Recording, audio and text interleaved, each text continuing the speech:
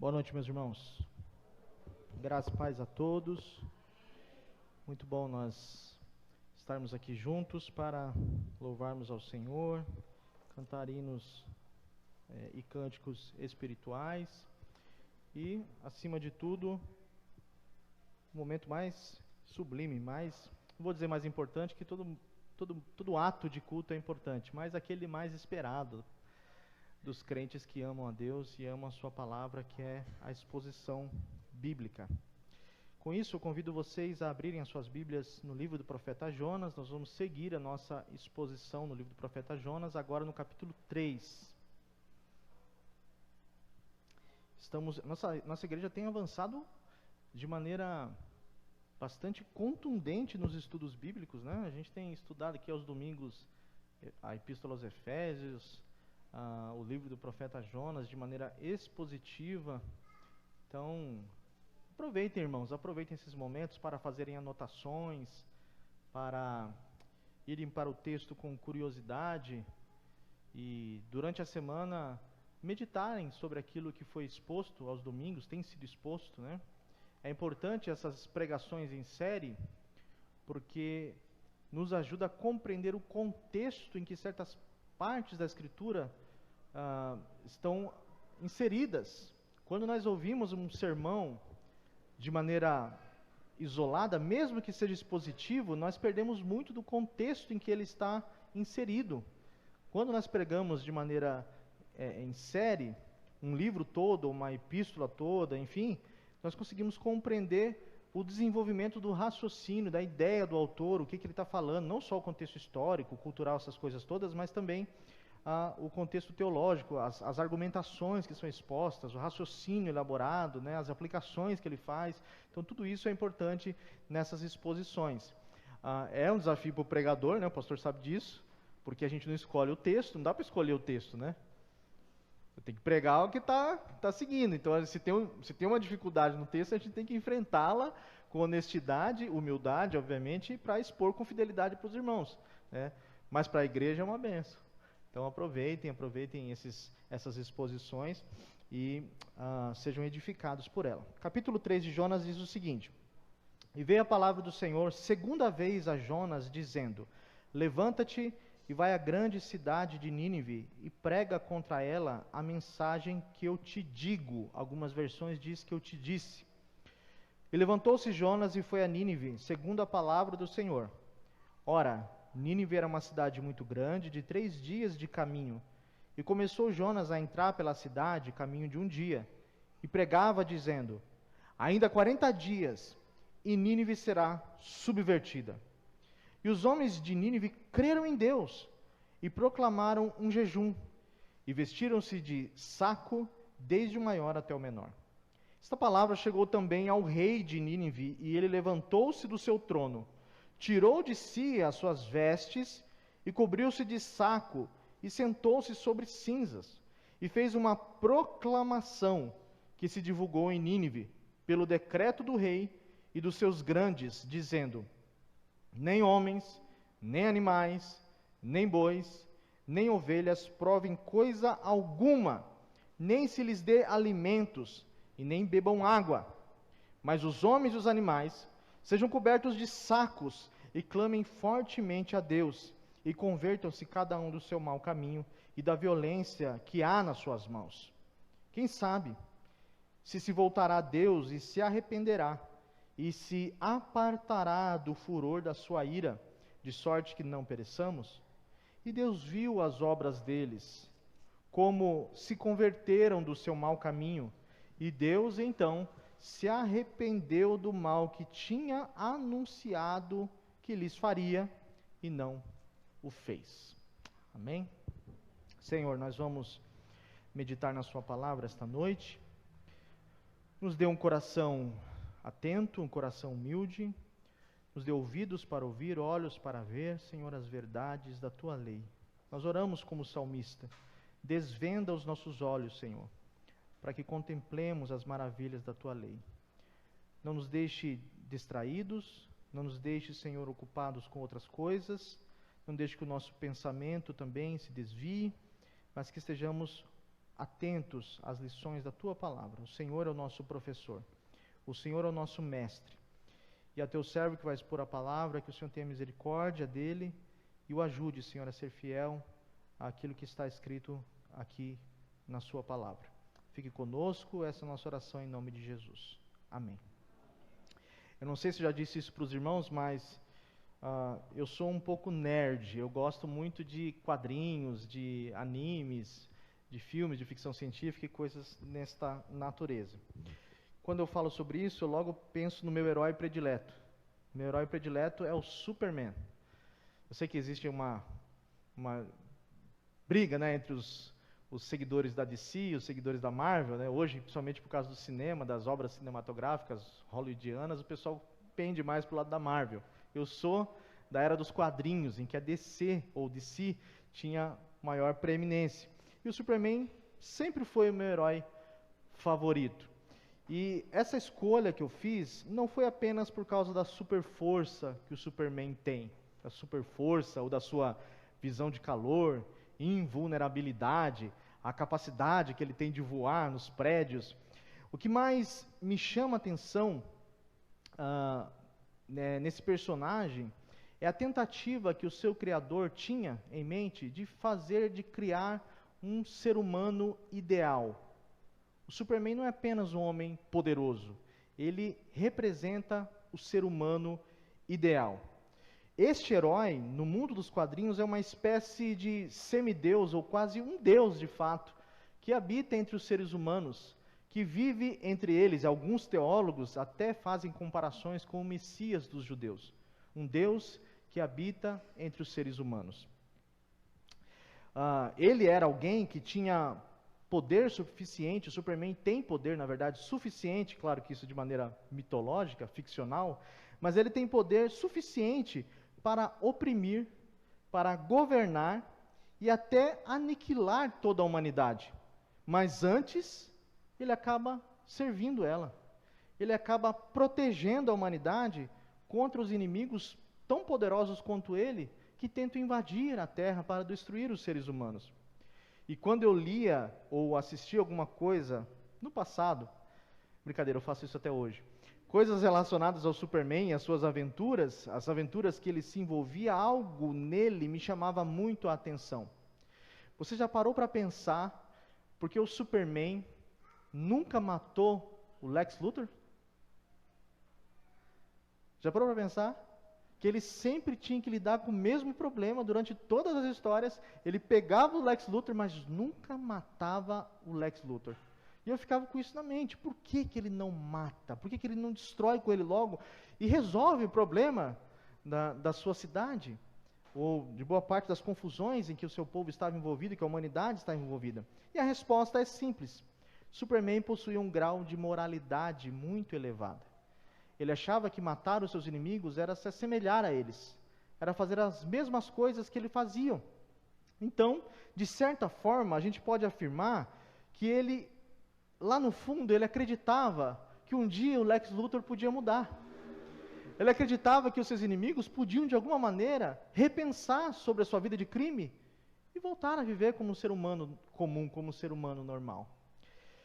Esse texto que nós acabamos de ler aqui fala não de um personagem fictício, não de um super-herói, mas de um Deus real, que tinha todas as razões para preterir a Jonas e para aniquilar a cidade de Nínive. Mas ele resolve, de uma maneira inexplicável, amorosa e misericordiosa, a dar uma segunda chance para Jonas.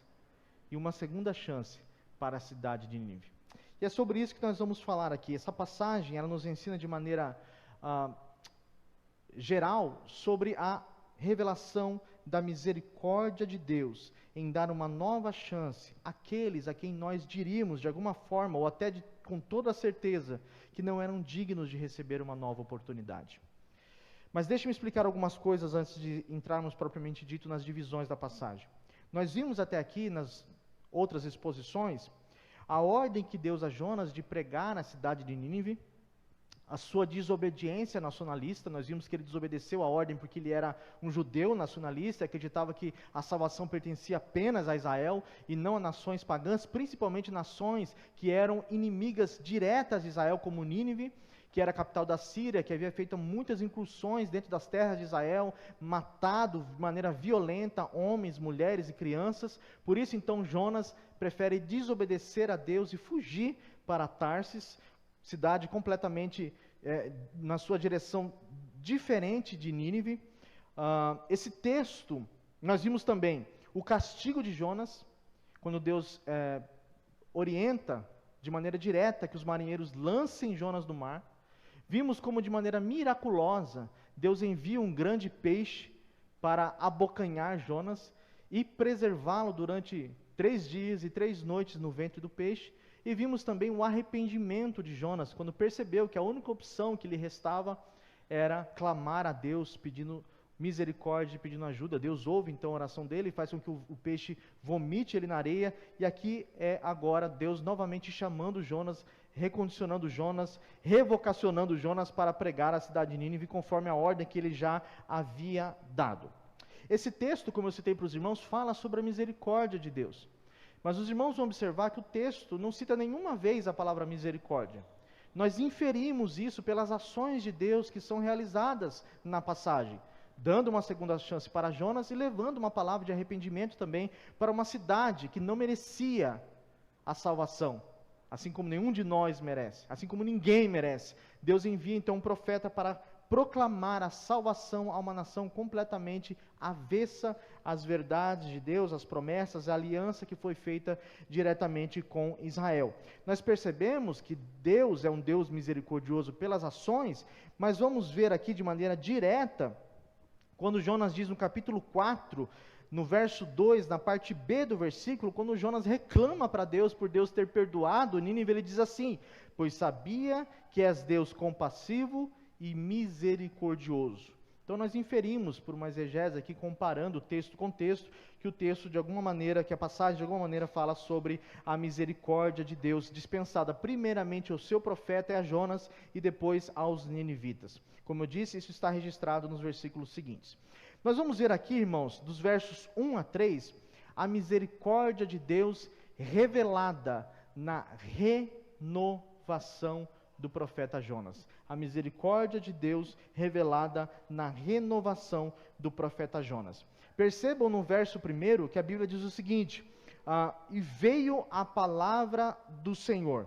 Essa é uma expressão, este é um enunciado bastante comum na literatura profética, especialmente entre os profetas que nós conhecemos como profetas escritores, Isaías, Jeremias, Ezequiel. É uma linguagem comum dentro da literatura profética, que veio a palavra do Senhor.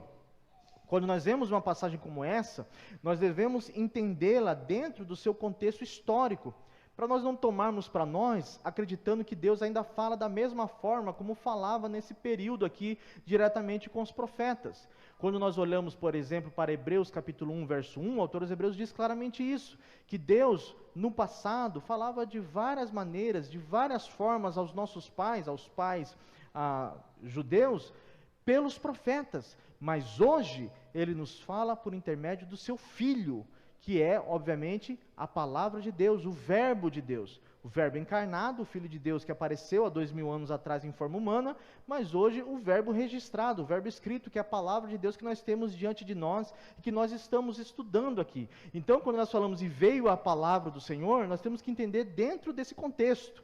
Antigamente, Deus falava de maneira direta aos profetas, mas hoje nos fala por intermédio da sua palavra. Nós podemos dizer que hoje está vindo a nós a palavra do Senhor pela pregação expositiva dos registros que estão aqui diante de nós. Mas o meu objetivo aqui é focar com os irmãos na expressão a segunda vez. O texto diz que veio a palavra do Senhor a Jonas a segunda vez. Deus, meus irmãos, tinha todas as razões, como eu disse de início, para preterir a Jonas. ou colocar outro profeta em seu lugar, já que Jonas desobedeceu. Deus poderia falar assim, bom, já que você não quer, já que você é um profeta desobediente, eu vou chamar outra pessoa para fazer o seu serviço, já que você não quer fazer. Mas o texto nos ensina que Deus preferia dar uma segunda chance, então se dirige a Jonas mais uma vez. E o que nós aprendemos aqui é que Deus, o nosso Deus, é um Deus que sempre, ou pelo menos em algumas ocasiões específicas, Ele dá segundas oportunidades e dá novas chances àqueles que, de alguma medida ou em alguma situação, foram desobedientes a Ele. Talvez um dos maiores exemplos que nós encontramos na Escritura é o apóstolo Pedro, que quando Jesus chegou em uma conversa com seus apóstolos e disse assim, olha, o Filho do Homem vai ser entregue às autoridades, vai ser morto, vai ser crucificado, e quando ele voltar para Jerusalém vai acontecer tudo aquilo que a Escritura diz que vai acontecer acerca do Filho do Homem. Pedro, de maneira muito impulsiva, diz, de maneira nenhuma, nós estaremos com o Senhor nesses dias difíceis, nós vamos acompanhá-lo. E Jesus fala, não, vocês não vão me acompanhar, porque está escrito, fere o pastor e as ovelhas se dispersarão. E Pedro diz, não, eu vou com o Senhor, nem que seja até a morte. E nós conhecemos a história. Quando Jesus foi pego e maltratado, quando foi esbofeteado, ferido, açoitado de maneira pública, Pedro e os apóstolos todos se dispersaram, conforme a profecia de Zacarias diziam. E há um momento na Escritura que diz que Pedro estava junto com alguns homens se aquecendo na madrugada em uma chama por causa do frio, e perguntaram para ele, você é um deles, porque você fala como eles, você tem um jeito de ser um seguidor do Nazareno. E ele disse, de maneira nenhuma, eu nem conheço esse homem. E a Bíblia diz, irmãos, que Pedro praguejou Jesus. Pedro, de alguma maneira, xingou Jesus ali.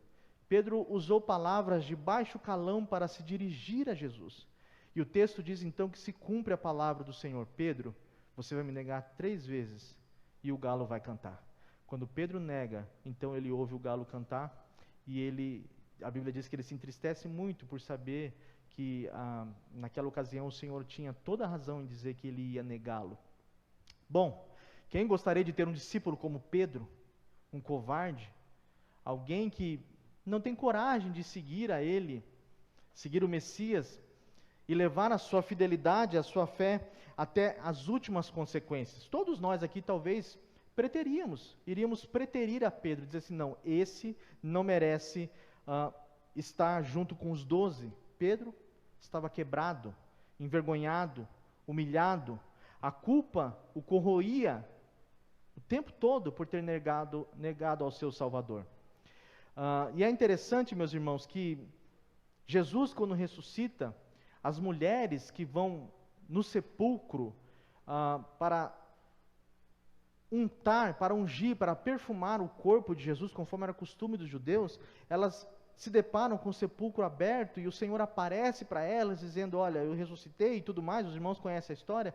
É interessante que Jesus fala para elas assim, volte para Jerusalém. E Jesus cita o nome de Pedro. Ele fala, e vocês vão atrás de Pedro, se encontrem com ele, porque ele ainda é especial para mim. Eu imagino Pedro, irmãos, depois do que fez, depois de ter decepcionado o seu mestre, depois de ter feito uma coisa tão feia como ele fez, de praguejar Jesus e negá-lo, de repente as mulheres aparecem e diz, Pedro, o Senhor ressuscitou, e ele citou o seu nome, ele quer se encontrar com você, Pedro. Eu, sim. Há um momento em que Jesus aparece, isso está narrado no Evangelho de João, nos últimos capítulos de João, que Jesus aparece para os discípulos quando eles estão pescando. Pedro está nu ou seminu, se sente envergonhado diante de Jesus e pula na água. De repente, quando eles voltam para a areia, Jesus está lá. Já tem peixes sendo feitos na brasa, e Jesus então começa um diálogo com Pedro. Pedro, tu me amas? A Bíblia diz que Pedro diz, Senhor, tu sabes que eu te amo. Então apacenta as minhas ovelhas. E Jesus pergunta novamente, Pedro, tu me amas? E Pedro diz, tu sabes que eu te amo, Senhor. Então apacenta as minhas ovelhas. E pela terceira vez, diz o texto, que o Senhor pergunta para Pedro: Pedro, tu me amas? E João é claro em dizer que naquela ocasião, Pedro se entristeceu. Ele ficou triste, porque ele sabia que Jesus estava perguntando 3 vezes, porque ele havia negado ele 3 vezes. E aí Pedro então disse: Senhor, tu sabes de todas as coisas. E tu sabes que eu te amo. Então Jesus diz: vai e apacenta as minhas ovelhas. Hoje você faz o que você quer, mas haverá um dia em que vão prender você. Vão levar você para lugares que você não quer. E João diz que Jesus estava se referindo à morte com que Pedro havia de glorificar a Deus. Eu não estou pregando sobre Pedro aqui, apenas para retratar para os irmãos como Deus é um Deus que dá segundas chances para pessoas que estragaram tudo. E que às vezes, quando olham no espelho, falam assim: não, de fato Deus tem toda a razão em não querer alguém como eu. Mas a Bíblia diz que a palavra de Deus foi a segunda vez a Jonas. E disse: Jonas, levanta e vai até a cidade de Nínive e prega contra ela. Deus, é interessante, irmãos, que Deus não muda a ordem que foi dada a Jonas. Deus dá a mesma ordem para ele. Deus não chega para Jonas e fala assim: Jonas, bom, já que você não conseguiu obedecer a primeira ordem, vamos fazer o seguinte, vamos mudar a ordem, vamos acomodá-la à sua fraqueza, vamos acomodá-la à sua disposição, ao seu egoísmo, ou à sua força de vontade, vamos deixar as coisas mais fáceis para você. Deus não faz isso para Jonas. Deus mantém a mesma ordem a Jonas. Perceba que o texto diz no verso 2, o Senhor dizendo: levanta-te, vai à grande cidade de Nínive e prega contra ela a mensagem que eu te disse. Algumas versões traduzem como eu te disse, e não a mensagem que eu te digo. E há apoio no hebraico para traduzir com a mensagem que eu te disse, como que dizendo assim: a mensagem que eu já falei para você, a mensagem que você sabe que você vai ter que pregar, a mensagem que você já recebeu, eu não vou mudar a mensagem. Eu estou te dando uma nova chance, mas é uma nova chance de obedecer aquilo que eu havia dito para você obedecer. E nós aprendemos com isso, irmãos, que Deus não negocia os seus mandamentos. Deus nunca, olha aqui para mim, vai ajustar a sua palavra aos nossos caprichos. Deus não mudou as disposições e os mandamentos que foi dado a Pedro. Você tem uma nova chance, mas você precisa obedecer as mesmas coisas que foram ditas para você. Por que isso é importante nós meditarmos sobre isso, irmãos? Porque há uma tendência hoje de acreditar que Deus, Ele está se acomodando às nossas necessidades. Nós estamos mudando a mensagem do Evangelho em função de agradar as pessoas. Nós estamos acomodando as mensagens de Deus para agradar as pessoas. E a mensagem de Jonas, nós vamos ver mais para frente, não era uma mensagem fácil de se ouvir. Era uma mensagem dura. E Jonas sabia como seria difícil pregar aquela mensagem para a cidade de Nínive. Mas Deus disse: vai e anuncia a palavra que eu já disse para você. Levanta, sacode a poeira, dá a volta por cima e prega aquilo que eu já disse para você. Deus não acomoda a sua mensagem. No entanto, há uma coisa interessante aqui. Deus espera uma postura diferente da mesma ordem. Deus espera uma postura diferente da mesma ordem. Deus está nos dando aqui essa noite, eu não sei como você entrou aqui, permita-me já aplicar essa passagem, não sei como você entrou aqui. Talvez cansado de você mesmo. Eu sempre estrago tudo, Bruno. Eu sempre faço tudo errado. Deus me dá as suas ordens de maneira muito clara, e eu já entendi, mas eu sempre estrago tudo. Eu sempre tropeço. E é engraçado que Deus sempre vem até mim de maneira misericordiosa, não só uma segunda vez, mas uma terceira, uma quarta, uma quinta, sei lá quantas vezes. Mas Deus não muda, Ele continua sendo o mesmo Deus com a mesma mensagem. O que Deus espera é uma postura diferente diante dos mesmos mandamentos. E Ele está nos dando aqui essa oportunidade. O texto diz que a postura de Jonas foi outra. Perceba o verso 3. O que Jonas fez? Levantou-se e foi à cidade de Nínive, segundo a palavra do Senhor. Nínive era uma cidade muito grande. O texto diz que para você caminhar por Nínive, você precisaria de pelo menos 3 dias de viagem. O profeta Naum, no capítulo 2, no verso 7, chega a chamar a cidade de Nínive como uma cidade rainha. Era uma capital muito grande. Isso significa dizer que obedecer a Deus nessas condições implicava um esforço, muito esforço e muita disposição. Não só por causa da dureza da mensagem que Jonas teria que pregar, mas também por questões geográficas. Ele teria que caminhar por toda a cidade, sem microfone, gritando com a sua goela, que Deus iria subverter a cidade de Nínive, caminhando, talvez sem comer, sem beber, cansado. Era uma mensagem difícil de obedecer. Mas agora Jonas responde de maneira diferente. Ele diz: Senhor, eis-me aqui, eu estou disposto a obedecer a ordem do Senhor, não importa o que isso me custe. E a pergunta que nós temos que fazer aqui é: você vai aproveitar a nova oportunidade que Deus está te dando aqui nesta noite? A grande verdade, meus irmãos, é que nós estamos esperando uma vida espiritual elevada. Deixe-me fazer aqui um teste. Quantos querem ter uma vida espiritual elevada no ano de 2024? Levante a mão para que eu veja. Todos querem. Quem não quer? A questão é, nós estamos dispostos? Nós queremos mudança na nossa vida e achamos que a mudança deve estar em Deus e não em nós. Nós queremos vida espiritual elevada sem orar. Nós queremos vida espiritual elevada sem ler a Bíblia. Nós queremos vida espiritual elevada, queremos uma igreja avivada, queremos uma igreja cheia, queremos uma igreja renovada, queremos uma igreja participante, uma igreja ativa, mas nós não fazemos nada, nós não mudamos, esperamos que Deus mude, e Ele não vai mudar. Irmãos, o que está acontecendo aqui essa noite, eu não sei se você está percebendo, mas é algo muito sério. Deus está nos dando uma nova chance de repensar a nossa vida espiritual e colocar diante de nós a possibilidade, a oportunidade de mudar as nossas atitudes em relação a Deus e aos seus mandamentos, porque Ele não vai mudar os seus mandamentos. Deus não vai mudar. Deus não vai dizer para a gente assim: bom, já que vocês não são capazes de orar o suficiente, vamos reduzir o tempo de oração de vocês. Bom, já que vocês não são capazes de ler a Bíblia o suficiente, vamos contar histórias, vamos contar pilhérias, vamos contar piadas no púlpito. Já que vocês não são capazes de fazer o que vocês têm que fazer, vamos mudar, vamos facilitar. Deus não vai fazer isso. Ele quer que você, Ele quer que eu, Ele quer que nós mudamos a nossa postura diante dos seus mandamentos. E veio a palavra do Senhor a Jonas uma segunda vez: levanta e me obedece. Não vai acontecer nada na sua vida se você não mudar. Nada. Há pessoas, há crentes, que vivem uma vida espiritual medíocre, pequena.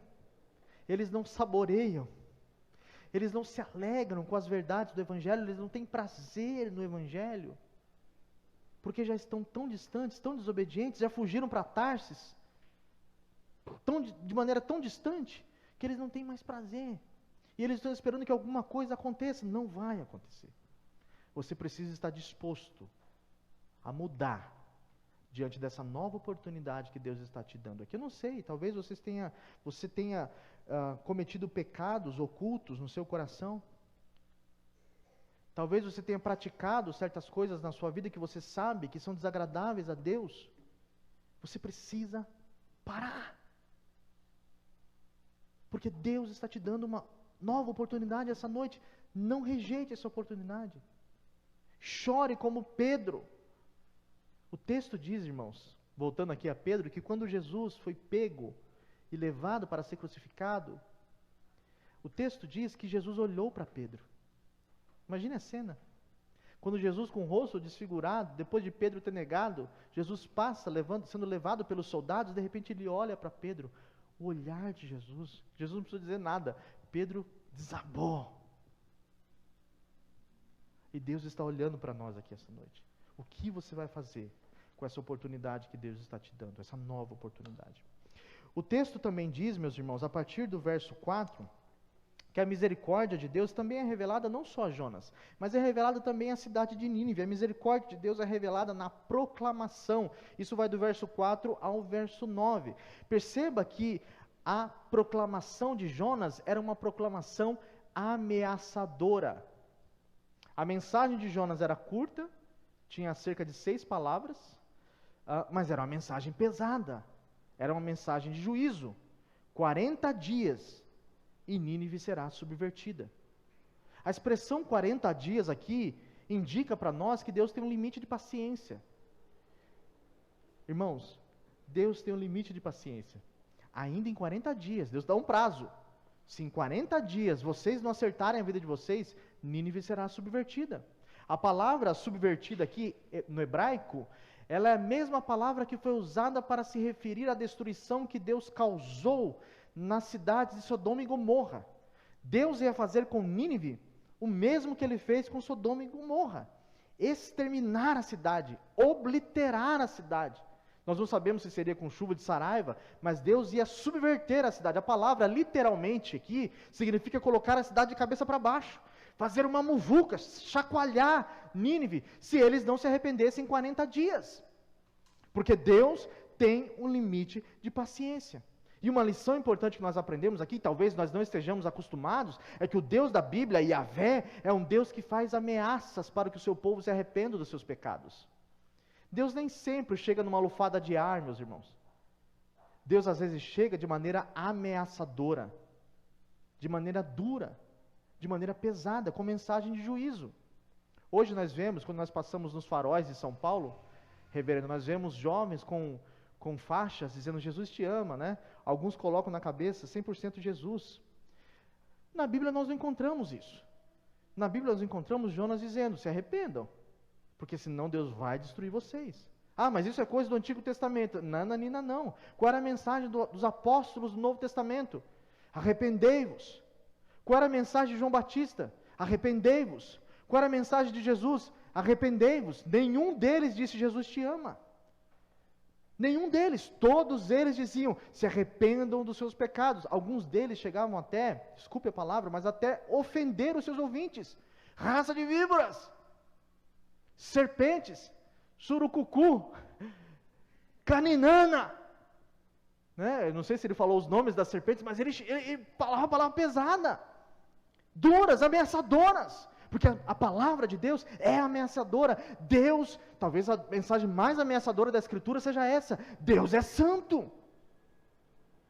Deus é santo, e nós precisamos nos arrepender dos nossos pecados, senão Ele virá e nos castigará. Esta é a mensagem da Escritura. A mensagem proclamada é uma mensagem ameaçadora. A mensagem proclamada é uma mensagem que espera arrependimento dos seus ouvintes. Isso está no verso 5 e verso 8. Veja que o texto diz, é engraçado, Deus dá um prazo para Nínive, 40 dias. O texto não diz em quanto tempo, mas quando nós lemos o fluxo do texto, parece que de maneira imediata eles se arrependeram.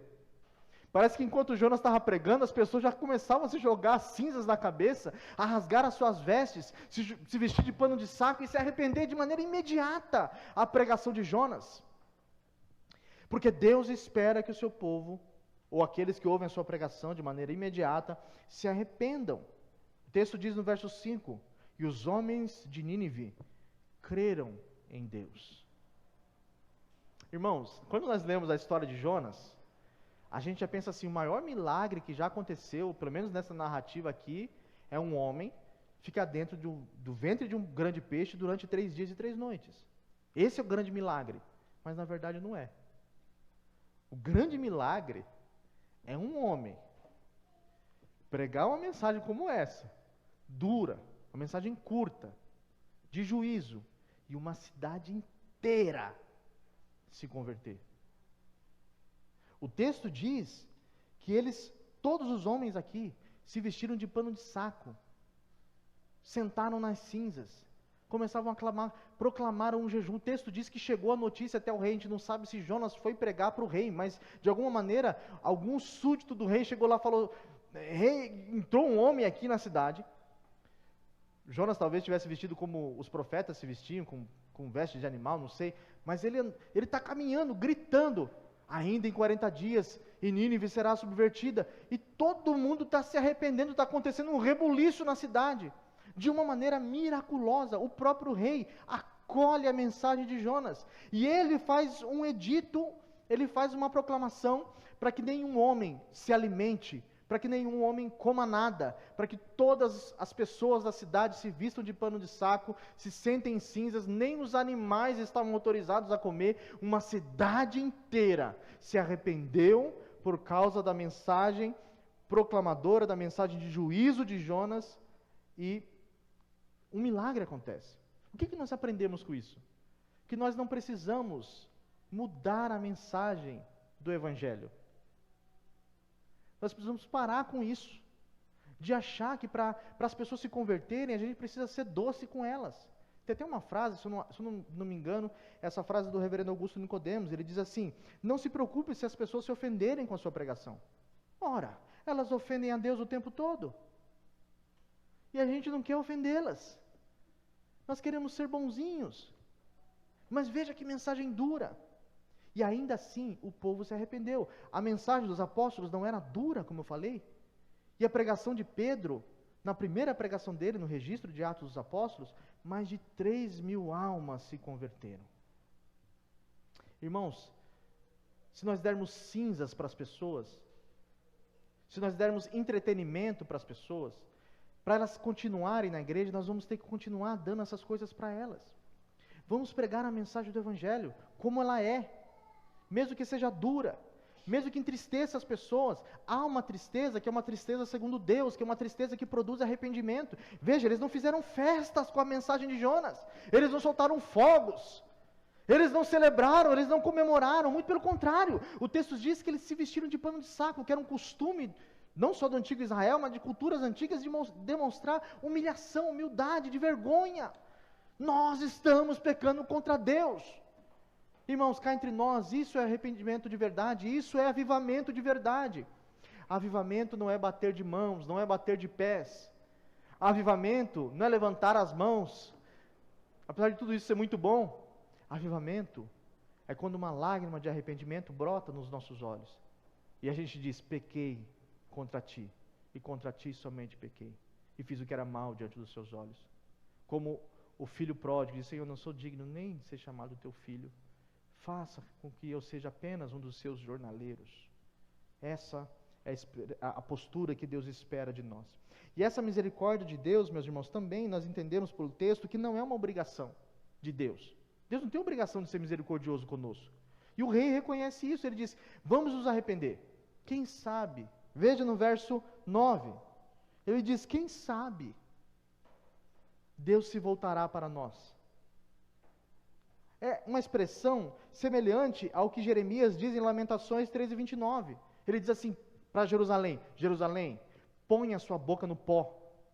Quem sabe ainda haja esperança. Porque Deus não é obrigado a ser misericordioso conosco. Deus não é obrigado. Irmãos, olha aqui para mim, Deus não é obrigado a nos dar uma segunda chance. Deus não é obrigado a fazer isso. E o rei entendeu isso. Quem sabe, se a gente se arrepender, Deus mude e não destrua a cidade. Nós devemos ter essa concepção também, de que Deus está sendo gracioso conosco. Ele não tem essa obrigação. Ele não tem a obrigação de fazer nada daquilo que nós queremos que Ele faça, ou que esperemos que Ele faça. Mas ainda assim, Deus dispõe a nós a sua graça e a sua misericórdia, concedendo a nós constantes oportunidades.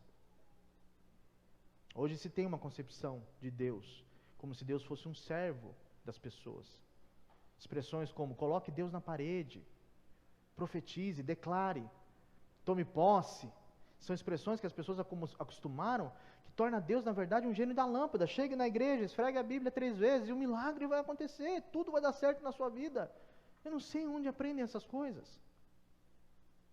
Deus não tem obrigação nem de ser misericordioso conosco, irmãos. O meu objetivo aqui é fazer os irmãos olharem para a Escritura e perceberem que é isso que brota do texto.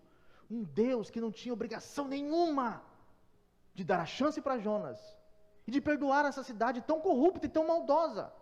E Deus fez isso, mesmo sem ter obrigação nenhuma. E é isso que Ele faz conosco todos os dias, todas as vezes que você levanta de manhã. É por isso que Jeremias diz: as misericórdias do Senhor são as causas de nós não sermos consumidos. Elas se renovam a cada manhã. Grandes são as suas misericórdias. E veja, irmãos, a misericórdia de Deus também é revelada no perdão. Isso vai do verso 10, apenas o verso 10. A misericórdia de Deus também é revelada no perdão. E esse terceiro ponto aqui nos mostra como Deus ele interfere nas ações humanas.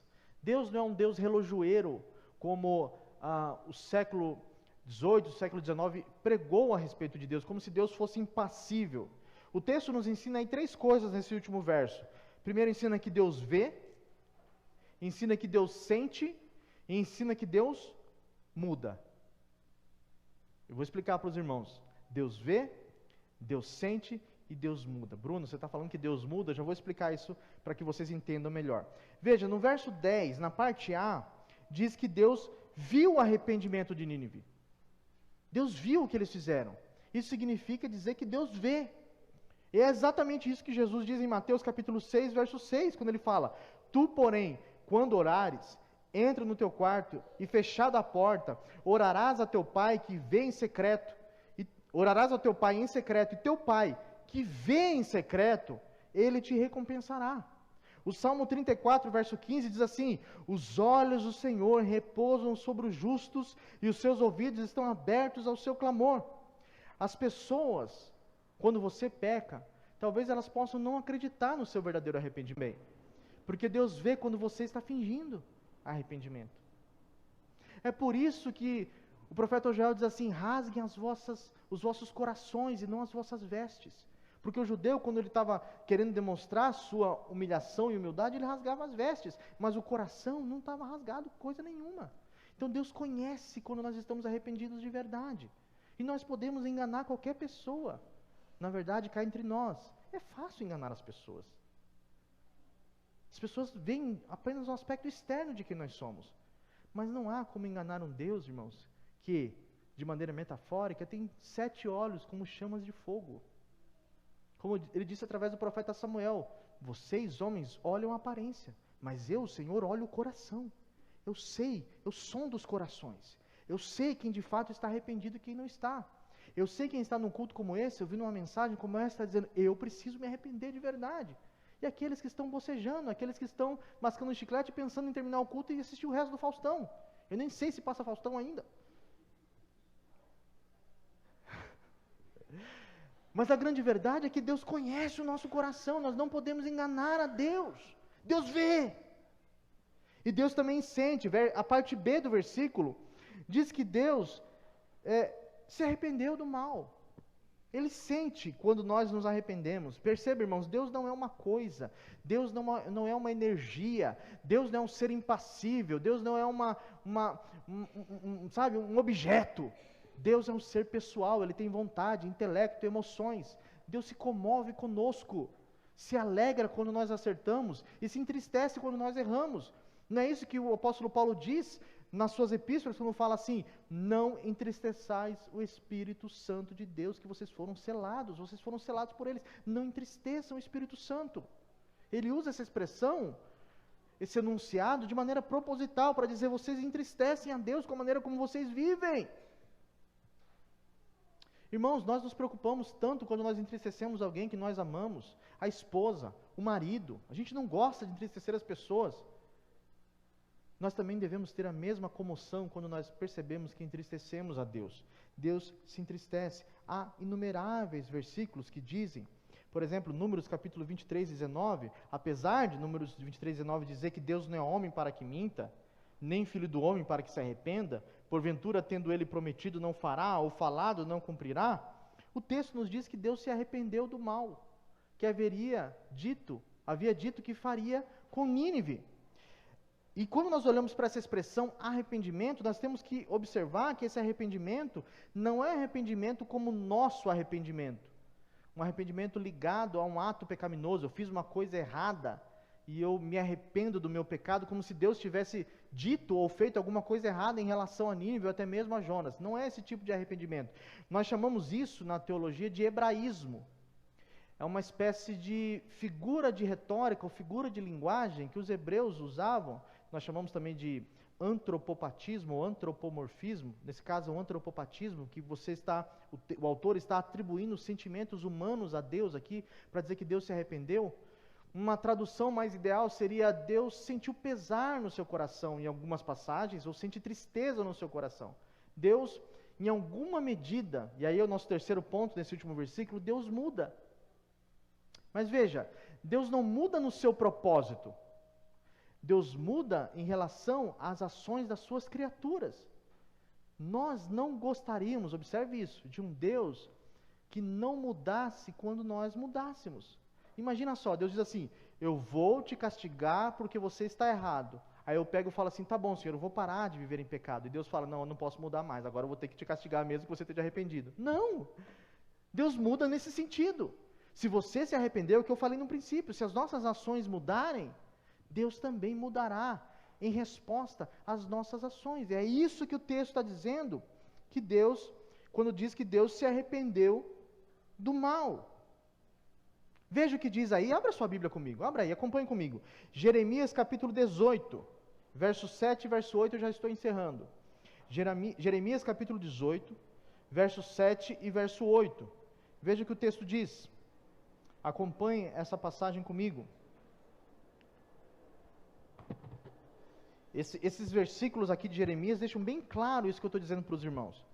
O texto diz assim: no momento em que eu falar acerca de uma nação ou de um reino para arrancar, derribar e destruir, se tal nação se converter da maldade contra a qual eu falei, também eu me arrependerei do mal que pensava fazer-lhe.